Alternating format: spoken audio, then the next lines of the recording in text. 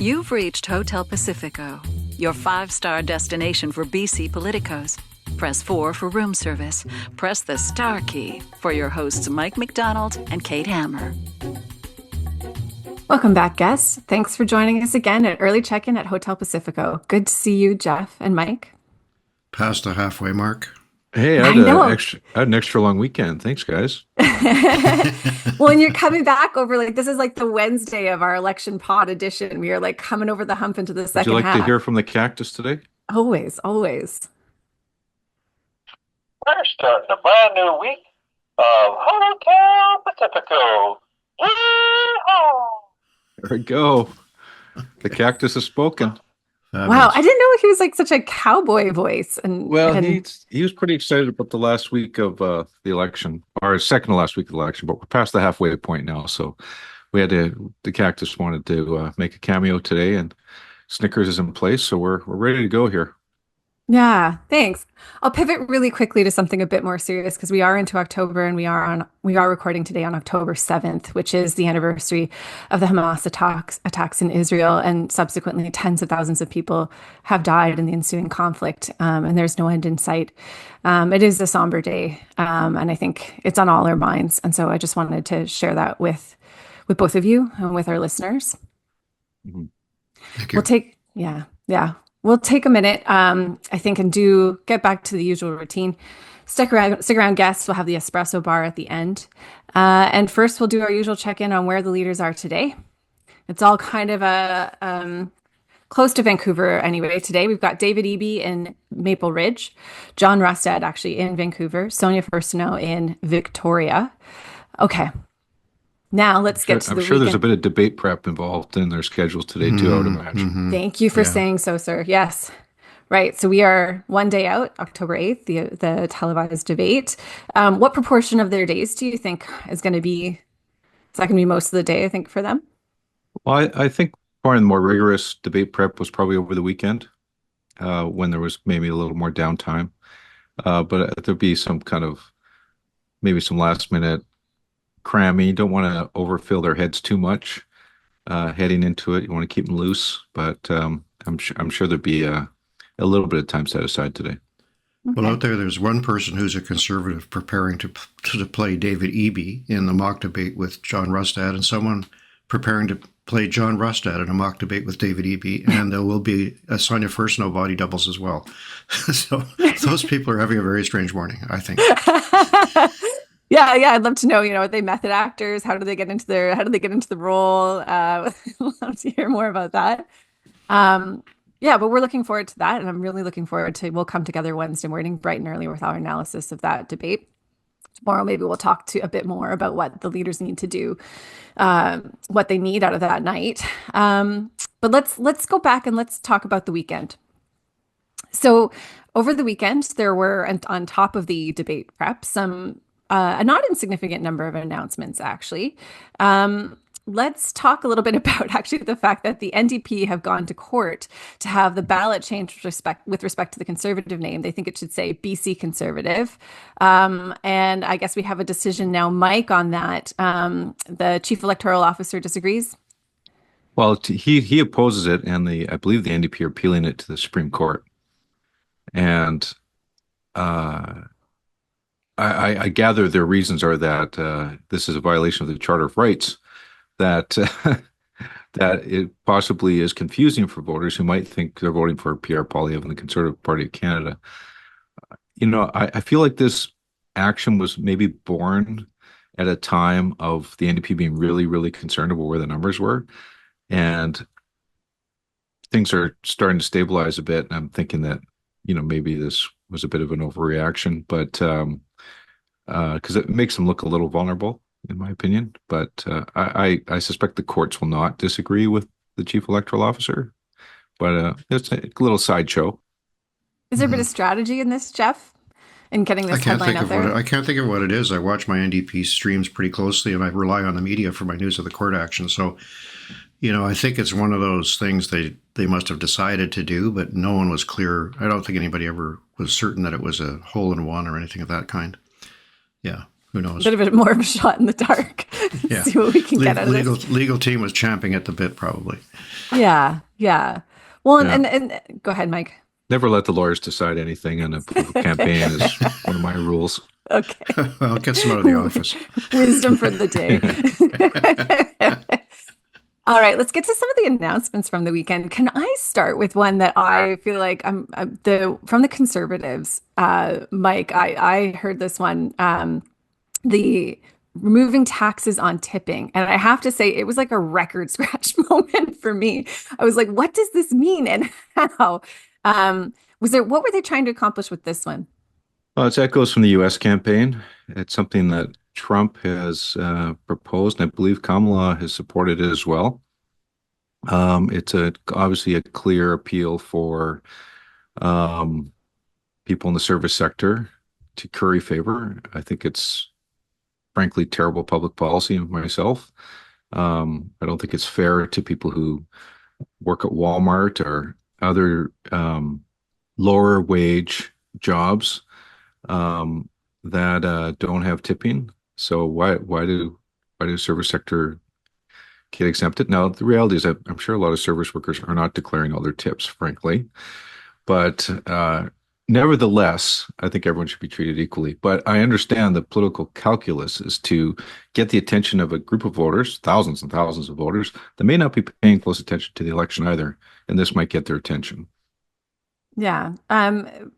Geoff, do you think though, like, is there a danger in this one? Because the reaction to this pretty quickly was, because I think the tax agreement with Ottawa would have to be amended. Like they'd have to step out of it to make this possible. Yeah, well, it's hard to pull one off. of those things that the Rustad campaign has been doing more than once. It's true in gun control too, where really they're speaking about something in federal jurisdiction. All in both cases, there's an issue here. I don't think the NDP is against that, so why bother fighting on it? It would just raise the profile of Rustad's announcement even more. The gun control one, which we may talk about a bit more later, I think is interesting because clearly the NDP's decided to make an issue out of that and draw a strong contrast there and did a separate announcement on it yesterday in Surrey with, again, Baltej Dillon, Mountie, who's running probably the leader of the NDP team in Surrey at this point, and clearly other police officers who are running for the NDP present for that as well to say no. The new premier, if it's John Rustad, cannot and should not give advice to the police about the enforcement of a federal law. It's kind of an astonishing statement that the premier would say, I'm going to order the police not to enforce a law. And so would that be the Surrey Police Service or the Surrey RCMP enforcing that? Are both or neither? Sorry, well, just check. Asking for a friend. I know. We know from decriminalization discussions too that you can't tell the police very much in our system. There's a very roundabout way to set a policy framework and the expectations and hopes of the government, but there's no point at which Farnworth, if he's still the Solicitor General, can pick up the phone on behalf of the Premier and say, hey, we're not doing that gun thing anymore. Or, that federal law, it's suspended. So, however, that's already too much explaining for a political campaign. Yeah. So well, the federal Liberals go to the gun issue every election when they're on the ropes. And I feel like the NDP have done the same thing here. But anyways.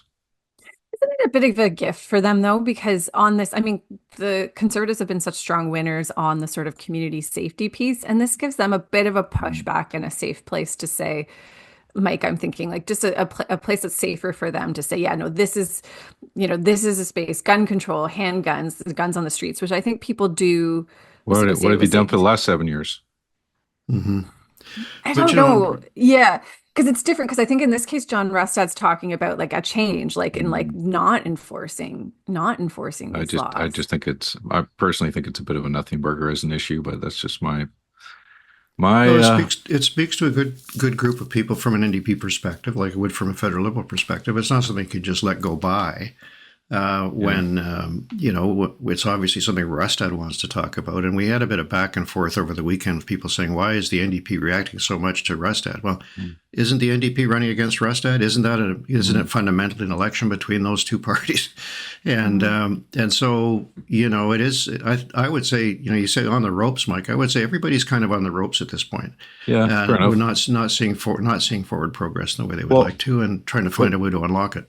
I mean, you raise a good point. If you look at the NDP website in their media center, they've been putting out up until a few days ago, they're just putting out releases. Here's what we're saying.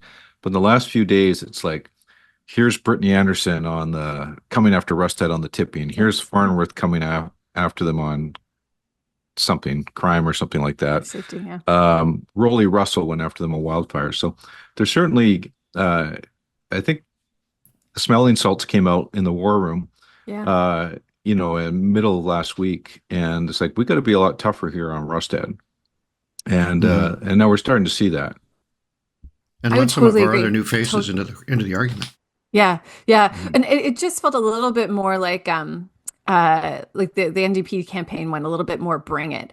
And they felt a little bit more, I think, poised to respond to some of what was coming out of the Conservative campaign and really ready to turn it into like a tennis, like a more of a back and forth. I mean, with the Chip Wilson, the gun control. Can we move on then and talk to you about Nuremberg 2.0, which actually had John Rustad had made an apology for this, just a bit of background. So this is Press Progress revealing some comments from July that Rustad made. He was a bit, it's a bit vague what he's saying, but he seems to be endorsing to some extent what is a conspiracy theory, what is live amongst conspiracy theorists about this idea of a Nuremberg 2.0 for the sort of journalists, public health officials, doctors, scientists, academics who promoted social isolation measures and vaccines during the pandemic. And so this got to a point, Geoff, where John Rustad actually apologized on Twitter. What did you think of his apology? We talk a lot about apologies here. What did you think of this one? Well, it wasn't really an apology. He said he misunderstood the question, and that's understandable because this is a very obscure. He was on a call with a group of people who refused to get vaccinated during the pandemic. He's been championing them and insisting that they should have been allowed to get back to work much faster than the government allowed them.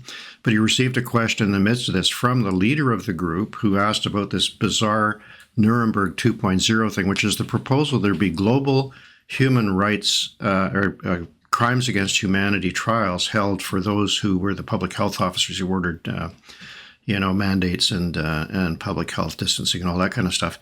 And he didn't say, what the hell is Nuremberg 2.0? Because the clip is available.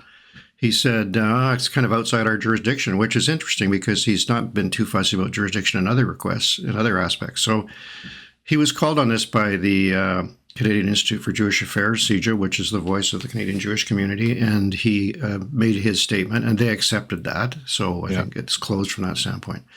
But it was like, again, a more helpful for the NDP to show that this guy has kind of got no governor when it comes to this stuff.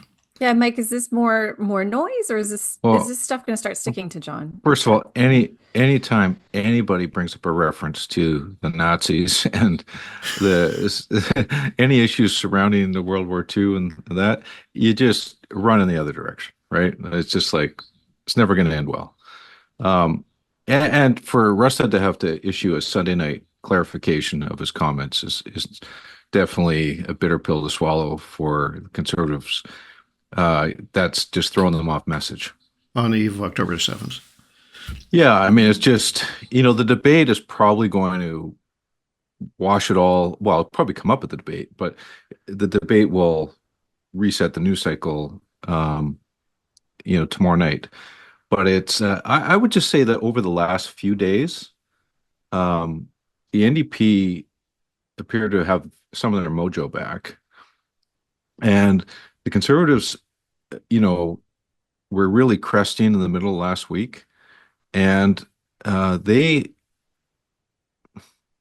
they're on their game, they're talking about the issues that matter to British Columbians. When they're not talking about those things, then they're leaving an opening for the NDP to come back. And the same rule applies to the NDP. They've got to stick onto the core stuff. And, I'll be interested in the last 2 weeks here, how disciplined the parties are to stay on message and to drive the issues that are responsible for their support. Because when they get distracted, and frankly, if they get distracted by plastic straws, to me, that is not on point. That's not on point. That's interesting. Yeah, But also, I mean, you mentioned Chip Wilson, Kate. Yes, sir. Mike, we can't let the weekend go by without the billionaire discussion. Mike asked last week, but how many billionaires have we got? I did some deep research on the Daily Hive and found 9. And Chip Wilson is well down in the pack, way behind Jimmy Pattison and a guy I'd never heard of before. I think it's I had it here somewhere. Is that Anyway. Chang-Peng Zhao? I mean, you'd Yeah. The never, one yeah. who's yeah. you would never see a former NDP premier working for a billionaire. That's for sure. That would be Oh, absolutely waka, outrageous. waka.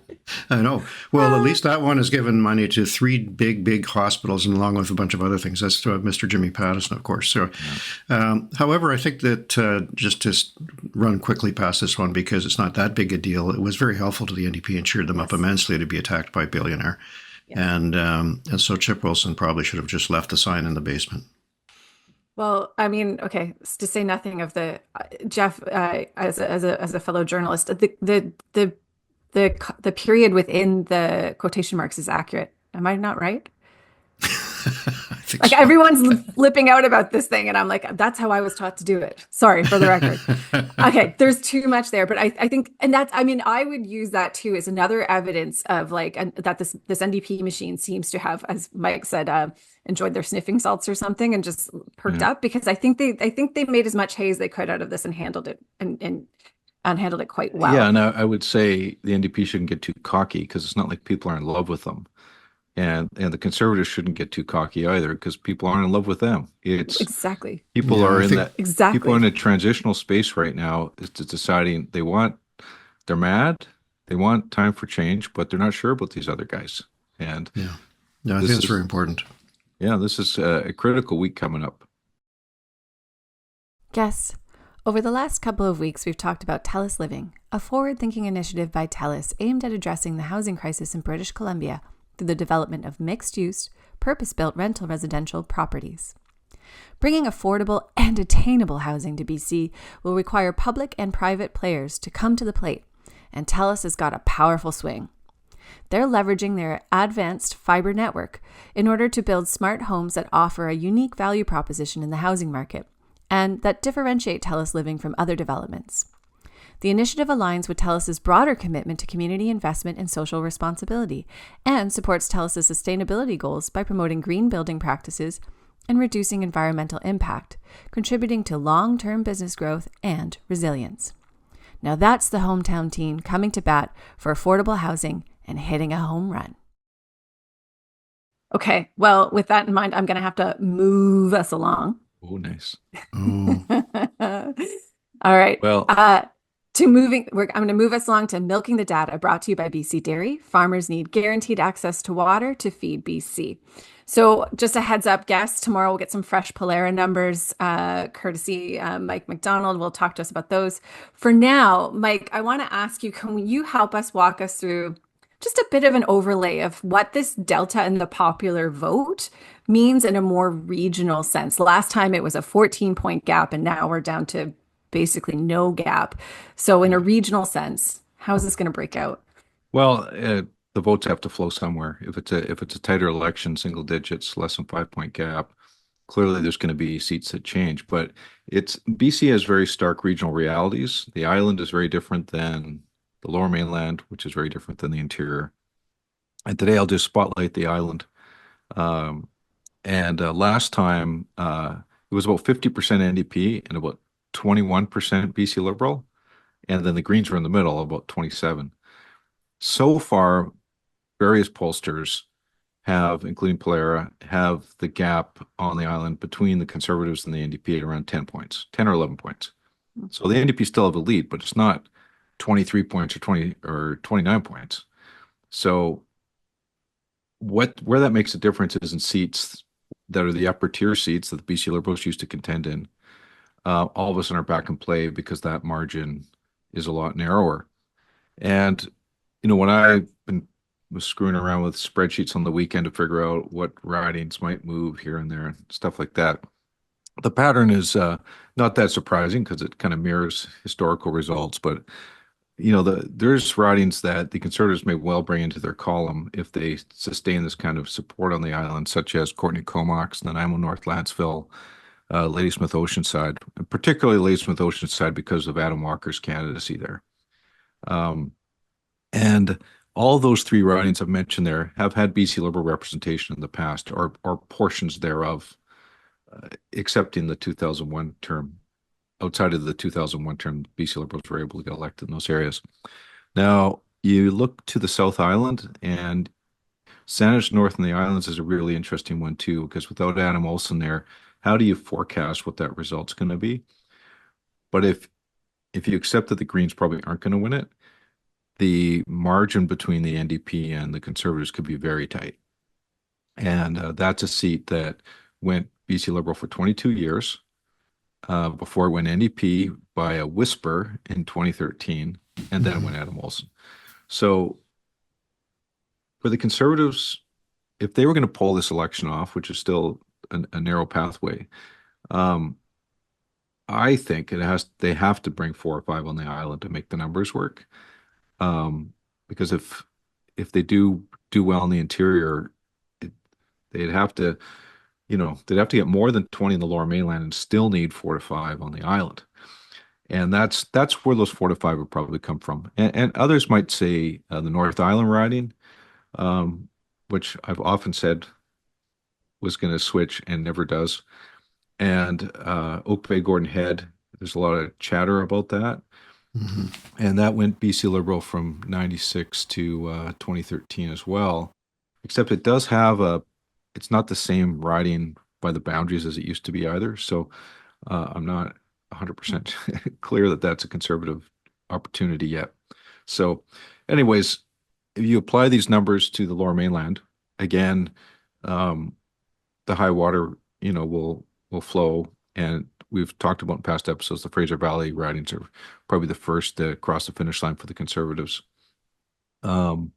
because the vote's got to go somewhere, at the end of the day. So tomorrow we will have fresh numbers straight from the cow, and we'll see where the race stands. Geoff, anything you want to pick up there on the island and what the NDP is looking to do in terms of holding on to some of those seats? I like Mike, if I was followed the North Island, and I'm a huge fan of Michelle Babchuk, who's the NDP MLA there, because I think her personal brand is the one most likely to be hard for the Conservatives to overcome. She's a very salt-of-the-earth person who's lived up there and served in civic politics and so forth. So she's very well known. You couldn't find a better person to defend that riding. But it has got all of the characteristics of more interior ridings where resource communities have seen their hopes dashed, and Michelle's very alive to that. So we'll see. I think there's a couple others where it'd be interesting to know. Even Nathan Cullen, Bulkley Valley, Stikeen, it's a new riding. It's got some interesting dynamics. It's difficult to see how it would work. We've seen Ellis Ross there as an Indigenous candidate representing the BC Liberals, now going as a federal Conservative candidate. So the fact that Indigenous candidates are much more present, as we've seen with the Conservatives and the NDP in particular, also Adam Olsen now stepping back, they are not ideologically in one camp, and Nathan Cullen may face resistance from some of the people he's got up there. I think the same, we've talked about Vernon in the past too, where it's a complete mishmash, but Harwinder Sandhu, the New Democrat, is a local healthcare worker, widely respected, but can she prevail? It's very hard to say. Oh, I think she's got a very good chance of winning that seat because of the way the candidate collateral damage from the deal worked out there. It worked to her favor, and no Green. No, so that's right. That's one where the NDP might get a bonus. Yeah. Okay. Are you an electricity generation provider with experience delivering projects in Canada? Our sponsor, FortisBC, wants to hear from you. FortisBC is seeking power providers to bring new or existing projects online and increase the amount of electricity available for its customers. FortisBC has issued a formal request for expressions of interest for additional power to support the energy needs and economic growth of BC's southern interior, where the company delivers electricity. Some of our listeners might not be aware that FortisBC owns 4 hydroelectric generating plants on the Kootenay River, which allow their over 190,000 electric customers to receive approximately 1,609 gigawatt hours of energy supply each year. They meet the remainder of their customers' energy requirements by purchasing electricity. But they need more energy to meet the growing energy needs of its customers in the future. FortisBC is looking for power providers with a focus on developing innovative, renewable, and lower carbon energy sources, including biomass, biogas, hydroelectricity, solar, wind, and geothermal projects. FortisBC is particularly interested in new or existing projects that have a strong Indigenous equity component or are Indigenous-led. Ensuring customers have the energy they need when they need it is of critical importance for FortisBC. That's why FortisBC is looking to add up to 1,100 gigawatt hours of energy supply as soon as 2030. To learn more, visit fortisbc.com/new power. FortisBC, energy for a better BC and a better podcast. Let's move along to our topic of the day. Our topic today is, was it the last straw? And I want to take this in a space of asking, as the campaigns now are kind of really fighting and punching through, let's say to try and get attention through things that have good legs on socials, like a ban on plastic, or like ending the ban on plastic straws. Something like the paper straws suck meme, which got 700,000 views. Mike, I want to ask you, is that something that's good for the Conservatives, or is it overreach on a topic that seems out of touch? Well, the social media game's very strong, first of all. I was looking through social media posts over the weekend from both parties, and the paper straw thing, by far and away, just dominated in terms of traction. And I'll assume that it dominated in BC relative to other posts too, because I'm sure it went beyond BC, but still 700,000 is a lot. Now, as I said earlier in this episode, I'm not sure it helped. Like I think my inside voice was, Oh, really? Do you drink a lot of smoothies? Like, I'm like, who is getting really annoyed about these straws? Don't get me started on this issue and this whole, okay, where we source paper straws from and the glue that goes in paper straws and blah, blah, blah, blah, right? Okay. You're probably killing yourself, Kate. Okay, yeah. I mean, just again, I don't have occasion to have straws that often, but okay. I'm sure. Me neither. Thank you. Indonesian rainforests are being depopulated. Okay. I'm morally shamed. Thank you. I'm duly shamed. Thanks. Yeah. But as I said earlier, I just stay in your game.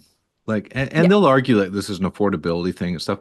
I just think voters think this is not like the middle British Columbia voter. This is not what they're upset about. They're not upset about straws. Some might be, but frankly, you got bigger fish to fry, ER closures, affordability at a much more profound scale, housing, crime. That's where the action is. And I feel like the Conservative campaign got a little hyperactive towards the end of the week, and they were throwing so much out. And I think it was, Geoff, I think you used the word frenetic maybe last week, but it was a bit frenetic. And I get it. You're trying to set the agenda. I think they're really trying to blow the NDP platform off, of course. And to some degree, they got a lot of oxygen that day, the NDP platform release. But now the NDP have put out their platform, and the NDP can move on, right? And attack. So I may be proven wrong on this, but I feel like it was interesting what they did. It got a lot of traction, but show me that it moved the numbers. Yeah, I agree. I don't use straws. Maybe there's a big population out there that are very concerned about this. And, I was moved into, we shop at Save-On a lot. I don't think they're an NDP supporting company, and they moved us off paper bags a long time ago. And I didn't see a lot. I just don't, I'm sure it's irritating to some people. I don't think it's that big a deal, but you've seen this a lot with the Rustad campaign. I'm going to do this, I'm going to do that. And apparently, again, according to Press Progress, they quietly erased his commitment from the website, at least, to review all of the province's textbooks to make sure they're neutral, a comment that he made to Jordan Peterson. I think there's a tendency when you're on a roll to think, hey, I better throw a few more things in here because I've actually, since I may have the chance to be premier, really want to do the following. Yeah. You have to resist that. You've got to talk about what the voters are concerned about. I think they just got to get back to the meat and potatoes. Hey, look, there's a ton of time left in this campaign. And there's 2 weeks, and we're going to go through these little ups and downs in the campaign. And the whole point, when you're losing momentum or you're running out of steam, you got to find that new, plateau to reach. or else you're going to keep going down. Yeah. So, we'll see what bag of tricks they have in store for us tomorrow night. But, talking about platforms, though, sometimes it's interesting what's not in the platform Yeah. or what didn't get mentioned. And, someone drew my attention to the fact that, the Greens obviously went bananas over LNG. Conservatives talk a lot about LNG from the other perspective. And you had to get out your magnifying glass to look at any reference to LNG in the NDP platform. And this is an issue that has been front and center in past campaigns and is still a significant economic issue in British Columbia in terms of the choices in front of us for climate, electricity, tax revenues, and passing not even indirect reference in the NDP campaign. So, those are the types of things where I think Conservatives can go create a debate on that, and they might come out ahead, in terms of talking about that issue. What do they want? But there's not much, even in my own party's platform, about climate change.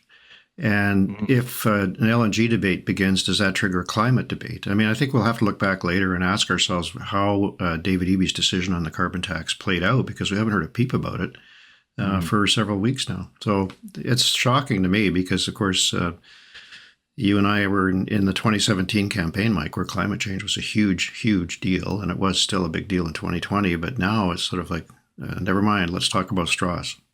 It's a fascinating omission.